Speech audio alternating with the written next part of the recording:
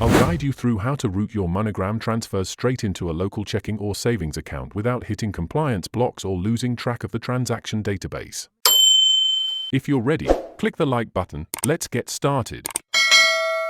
Moving money from MoneyGram directly into a bank account involves two completely separate execution workflows: a sender configuring a direct bank deposit right from the start, or a recipient trying to digitally redirect an existing cash pickup tracking code into their personal banking ledger using partner retail banking apps. Whichever route you take, MoneyGram uses a strict 8-digit reference number, also known as an authorization number, instead of standard 10-digit codes used by other networks. Keeping track of this numeric string alongside the sender's exact legal last name is mandatory to cross the data validation gate. If you attempt to process a transfer with mismatched profile metadata, the automated anti-fraud security tracking filters will flag the transaction database as a risk, reject the layout link, and place a temporary safety hold on your digital assets. To send money directly to a bank account, open the MoneyGram app or desktop site, log into your profile, and tap Send to a new receiver.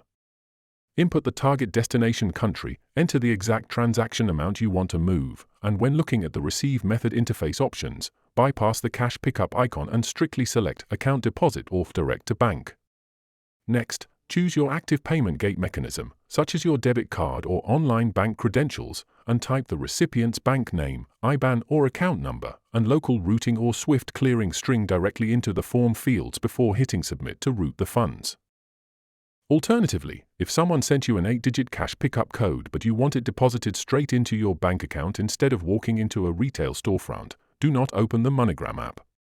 Instead, open the secure MoneyGram guest web tracker, type your reference number and last name, and check the database status readout. If you have any queries or input, comment below, and I'll respond. Click this card for a curation of our best video tutorials, and check the description below for more. Don't forget to subscribe for more of such educational videos, and thanks for watching.